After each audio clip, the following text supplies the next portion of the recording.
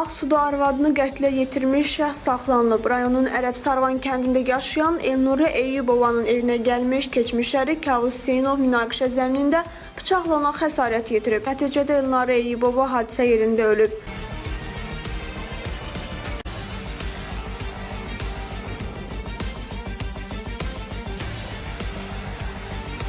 Ağsu rayon polis şöbəsi əməkdaşlarının həyata keçirdikləri əməliyyat axtarış tədbirləri nəticəsində Kavus Hüseynov tutulub.